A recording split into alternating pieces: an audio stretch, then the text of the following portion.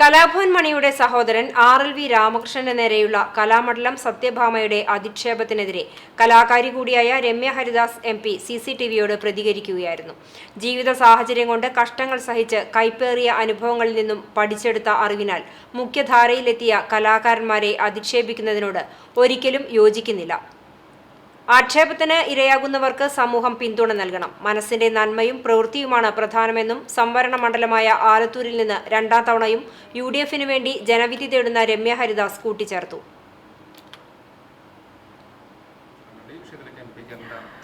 ഞാനിപ്പോൾ വരുന്ന സമയത്ത് ആരോ എൻ്റെ അടുത്ത് ഇങ്ങനത്തെ ഒരു വിഷയമുണ്ട് എന്ന് സൂചിപ്പിച്ചു. ഞാൻ ആ വാർത്ത കണ്ടില്ല, ഞാൻ ഈ പ്രചരണത്തിൻ്റെ തിരക്കിലായതുകൊണ്ട്.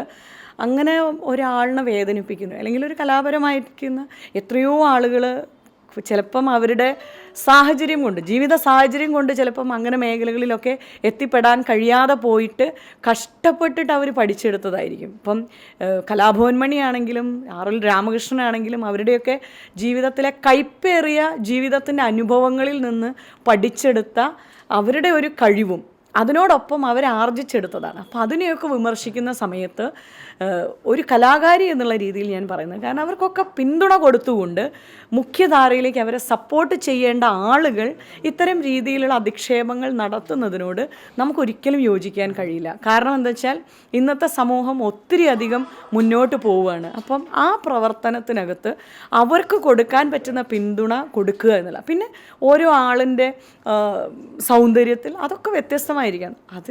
അതിനകത്തൊന്നുമില്ല. അപ്പം മനസ്സിൻ്റെ നന്മയും നമ്മൾ ചെയ്യുന്ന പ്രവൃത്തിയുമാണ് ഒരു മനുഷ്യൻ്റെ സൗന്ദര്യം എന്നുള്ളതാണ് ഞാൻ കണക്കാക്കുന്നത്.